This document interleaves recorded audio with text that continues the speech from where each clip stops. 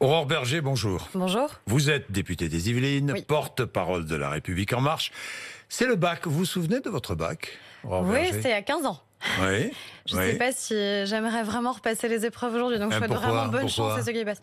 C'est un rituel, mais c'est vrai que c'est un moment qui est toujours un peu stressant, évidemment, pour ceux qui passent le bac. Bon. J'ai notamment ma filleule qui le passe, donc comme ça me permet de lui souhaiter bonne chance. Vous n'êtes pas stressé là ce matin, non? Là, ça va mieux avec vous. Ça va mieux? C'est vrai? J'ai pas l'impression de passer une épreuve non plus. Bon, d'accord. Bon. Est-ce que l'immigration sera l'un des sujets majeurs de l'élection présidentielle de 2022? Ce sera... Et c'est en fait un des sujets d'importance pour les Français, c'est eux qui nous en parlent, c'est eux qui veulent savoir comment à la fois on va mieux réguler les flux migratoires et comment on fait en sorte pour mieux intégrer, parce que c'est ça le corollaire, on parle en permanence des flux migratoires. Mais ce qui compte, c'est une fois que les personnes sont en France, une fois qu'elles sont accueillies, comment on fait en sorte de bien les intégrer au sein de la société française. C'est pour ça par exemple qu'on a doublé par deux, qu'on a doublé le nombre d'heures de cours de français. Attention, parce qu'au bac, là, doublé par là, deux, je crois que ça ne serait pas passé. Votre moyenne baisse. Dites-moi, Aurore Berger, vous dites on va réguler l'immigration, mais ça fait des années que j'entends parler de régulation de l'immigration.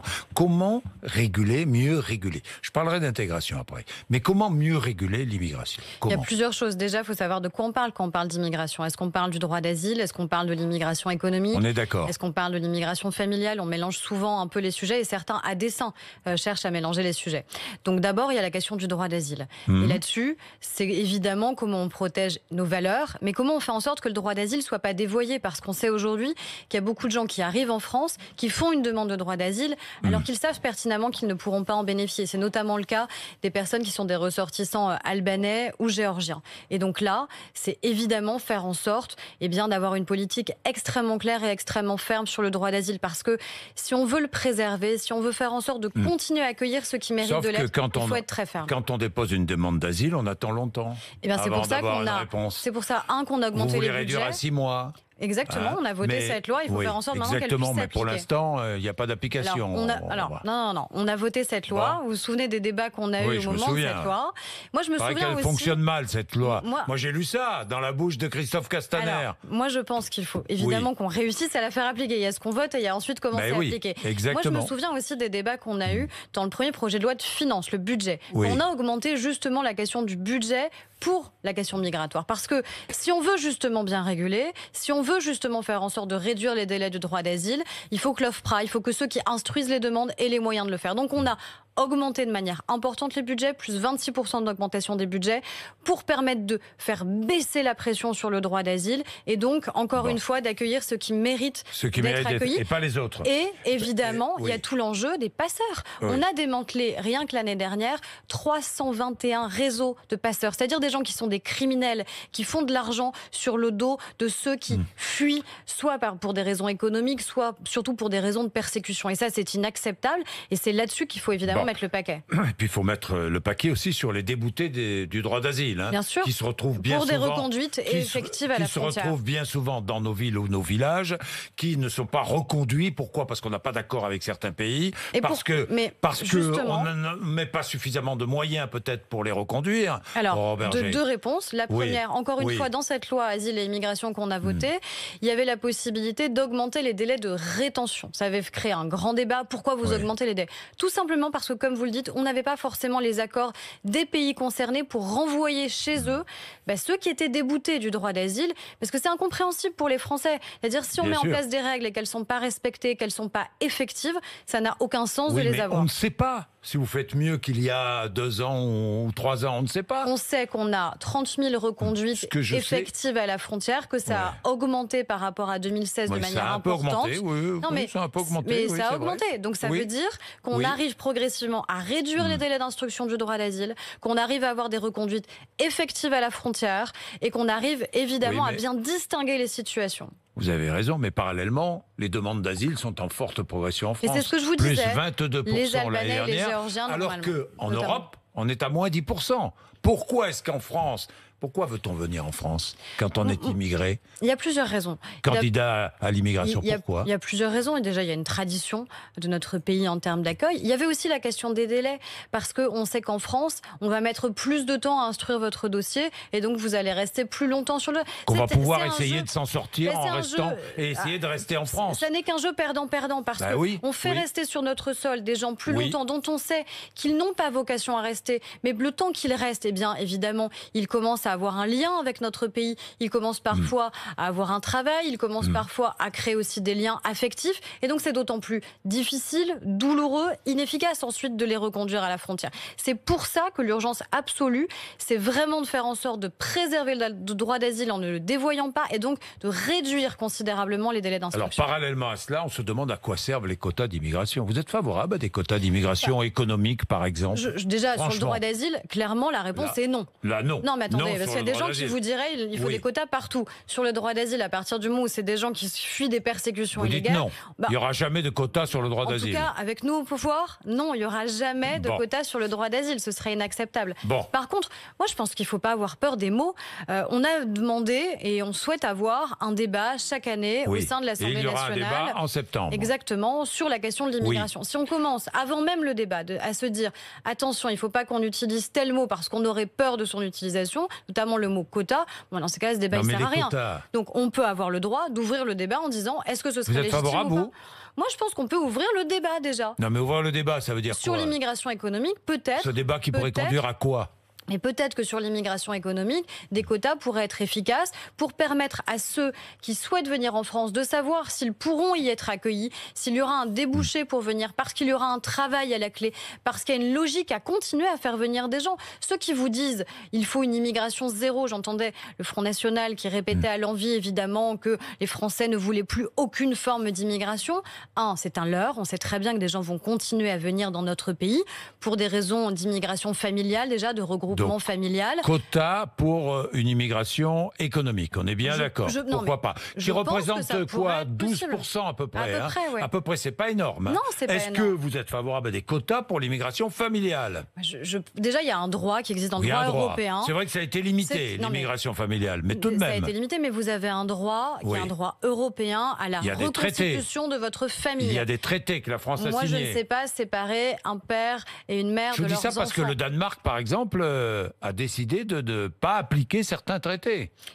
Et de contrôler son immigration familiale. Mais nous, on contrôle évidemment notre immigration. Oui, nous sommes. Non, mais à un moment, il faut dire les choses. On ne fait pas n'importe quoi en France. N'importe qui n'entre pas sur notre territoire. Pas de quota sur ce. Moi, je ne sais pas dire que telle mère a le droit de rejoindre ses enfants, que tel père, lui, n'a pas le droit, parce que tout d'un coup, vous avez atteint un quota. Je ne sais pas gérer comme ça en matière migratoire. Je pense qu'il faut être très ferme sur l'immigration, mais il faut être ferme en deux matières. Il faut être ferme sur nos valeurs, et donc permettre que le droit d'asile continue à exister, et ferme aussi sur le respect de nos frontières. Et quant aux étudiants étrangers, déjà leur coût. On a changé les choses, encore une fois. Là, ça coûte de plus en plus cher pour un étudiant étranger. Oui, mais c'est assez légitime. Étudier en France. Si vos enfants demain partent étudier dans d'autres pays, notamment aux États-Unis ou au Canada, je pense que ce ne sera pas quelques centaines d'euros. Et donc, je pense que c'est légitime de dire que les étudiants étrangers qui veulent venir en France puissent contribuer plus que les étudiants français. Ça veut dire qu'on va continuer à les accueillir. Ça veut dire qu'ils ne paieront pas la totalité des études. On ne leur demandera pas de débourser 10 000 euros ou plus par an, mais de contribuer, comme n'importe quel étudiant français pourrait contribuer si demain il étudiait hors Union européenne, par exemple. Avant de parler des municipales, je voudrais parler des baisses d'impôts. Des baisses d'impôts qui ciblent les foyers les plus modestes. Oui, classe moyenne. On est bien d'accord. Tous les foyers qui, je dis le foyer, qui déclare entre 50 000 et 100 000 euros de revenus par an, ce qui est déjà un revenu important, ceux-là vont continuer à cotiser. Et tous les Français vont continuer. Non, mais comprenez ce que je veux dire. D'abord, ils vont payer toujours autant d'impôts, sinon plus, et ils vont continuer à cotiser. Plus la taxe d'habitation, par exemple. Oui. Attendez, c'est pas négligeable. 2023, c'est pas négligeable quand vous avez 500, 600, 700 euros par mois. Non, déjà, ça n'a pas été repoussé. Parce que si vous vous souvenez de notre campagne présidentielle, on avait dit qu'on allait exonérer de taxe d'habitation 80% des Français. Et là, on a pris un engagement supplémentaire par rapport à notre engagement présidentiel, qui est de dire 100%. Non, on va aller jusqu'à 100%, parce que si un impôt est injuste, il l'est pour tout le monde. Alors, ce que je dis cotiser, pourquoi? Parce que cotiser pour le chômage. évidemment, comme tout le monde. Sauf que ces cadres-là cotisent beaucoup pour le chômage. Et que va-t-il se passer, si j'ai bien compris? Ils seront moins bien indemnisés s'ils tombent au chômage. Pour les très hauts revenus. Pour les très hauts revenus. Donc, c'est pas ceux qui sont environ à 50 000 euros. C'est-à-dire qu'aujourd'hui, on a un plafond aux environs de 6 000, à peu près, 6 000 euros, un peu plus de 6 000 euros. Vous allez baisser ce plafond. On va baisser un peu ce plafond pour une raison assez simple. Baisser un peu, c'est-à-dire c'est pas totalement défini, parce que c'est aussi une négociation qui va se terminer sur la question de l'assurance chômage et qui définira les plafonds. C'est l'État qui décide, là. Alors, c'est pas, en tout cas, ce sera pas au Parlement. Les partenaires sociaux ne se sont pas mis d'accord, c'est l'État qui décide. J'aurais préféré qu'ils se mettent d'accord avec la négociation puisse exister. Vous allez devoir décider. Pourquoi on dit qu'il faut un peu baisser le plafond pour les cadres, pour vraiment les plus hauts revenus? C'est pas la personne qui gagne 3 ou 4 000 euros qui sera concernée, puisque le plafond, il était aujourd'hui vers un peu plus de 6 000 euros et il sera peut-être environ à 5 000 euros. Mais c'est en train d'être négocié par mois. C'est de dire 5 000 euros par mois, le plafond. À peu près. Aujourd'hui, on a des cadres qui restent le moins longtemps au chômage.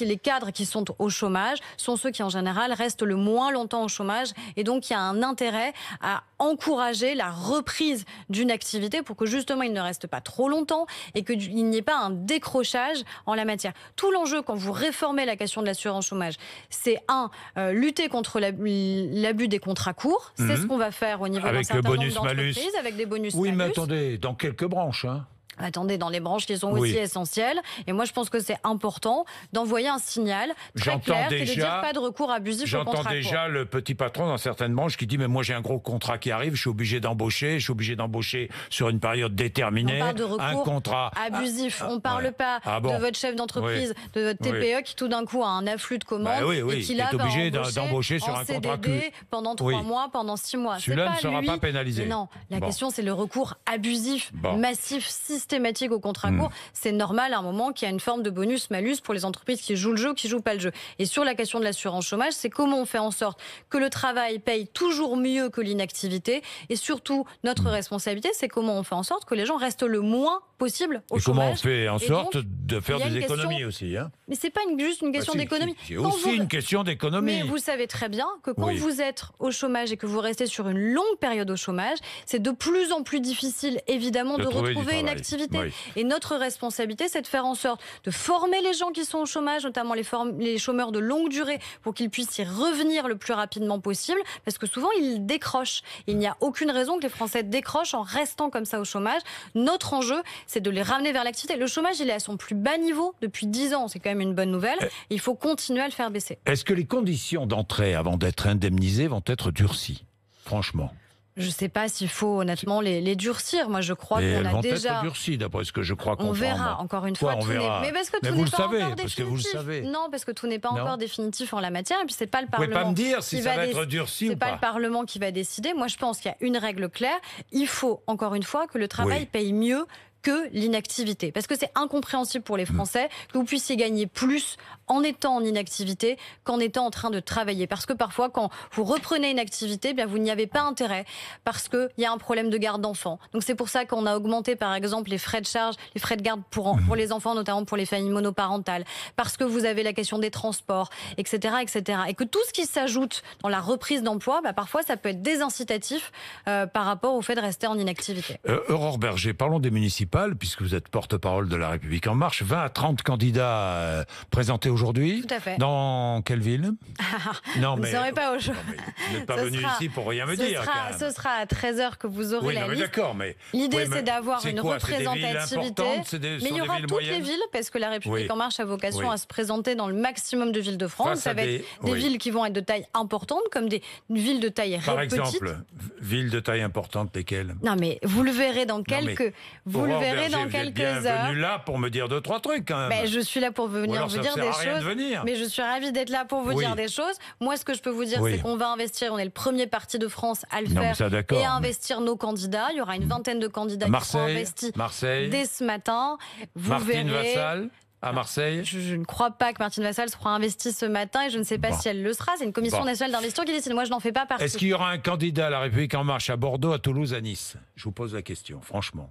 Eh bien, vous verrez. Non, mais attendez, toutes les villes. Répondez-moi, c'est décidé. Non, déjà, tout n'est pas acté, tout n'est pas décidé. Moi, ce que je sais, c'est qu'il y a un certain nombre de villes dans lesquelles on va travailler avec des maires qui sont sortants parce qu'on est en phase sur les valeurs. Par exemple, lesquelles? Alors, vous pouvez me dire, là, les maires qui sont sortants, dans quelle ville avez-vous travaillé? Non, c'est pas à moi de vous le dire. Non, c'est pas à moi de vous le dire. Je comprends pas pourquoi vous acceptez une invitation en venant me dire, mais c'est pas à moi de vous le dire. J'avais dit clairement que c'était pas à moi qui pourrais vous répondre sur le sujet. Bon, bah oui. Donc, ça sert à rien. Moi, ce que je peux vous dire, c'est à moi qu'il y a des principes clairs qui ont été mis en place. Il y a une vingtaine de candidats qui sont investis. Il y a une charte qui a été publiée et qui permet aussi de voir sur quelles valeurs et sur quelle base nos candidats sont investis. Parce qu'on n'investit pas pour le plaisir d'investir des candidats. Je ne vais pas vous appeler Madame Non, quand même. Je ne vais pas. Non. Paris, alors. Paris. Il y aura une primaire ou pas? Il y aura une primaire ou pas? Non, il n'y aura pas de primaire. Il n'y aura pas de primaire à Paris. Non. Mais parce qu'on a mis en place des règles qui sont claires. Je vous dis ça parce qu'il y a une demande. Il y a une demande de quelques-uns. Mais vous savez, il y a le bac qu'on passe ce matin. C'est comme si on disait aux candidats, vous deviez passer philo, finalement vous avez passé les maths parce que certains ont décidé qu'ils préféraient passer les maths que la philo. C'est la même chose.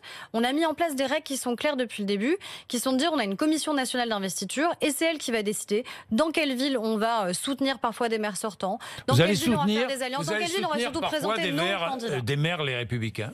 C'est possible? On ne va pas soutenir des maires les Républicains, on va soutenir des maires qui partagent nos valeurs et avec lesquels on peut travailler ensemble. Mais qui sont les Républicains, qui ont été élus avec l'étiquette les Républicains, on est bien d'accord. C'est possible, mais comme ce sera possible aussi avec des maires qui viennent peut-être du parti, Angers, par exemple, du Parti socialiste, évidemment.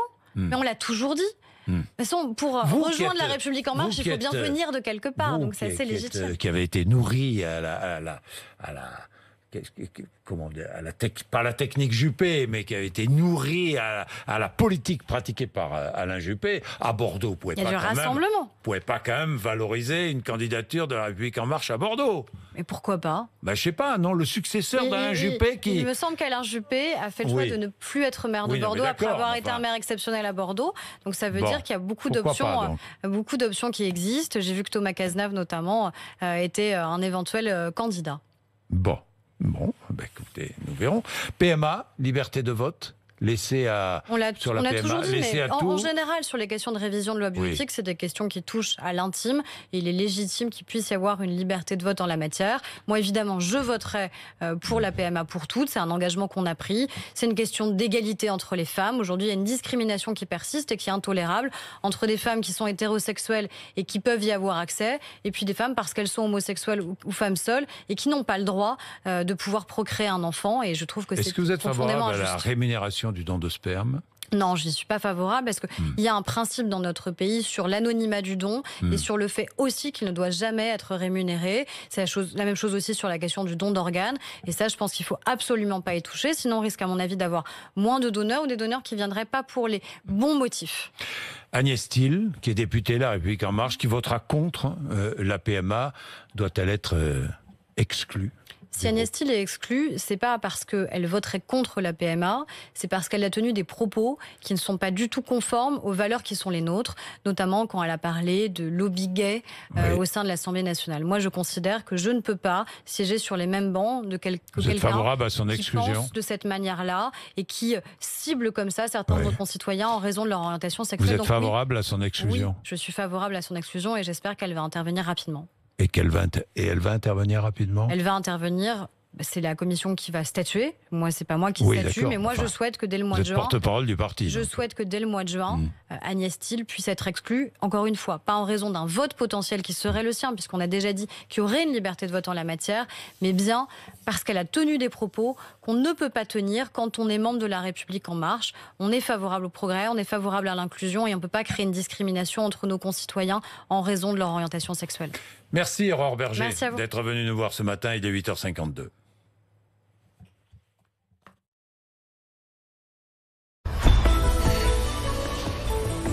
Retrouvez l'appli BFM TV sur votre mobile.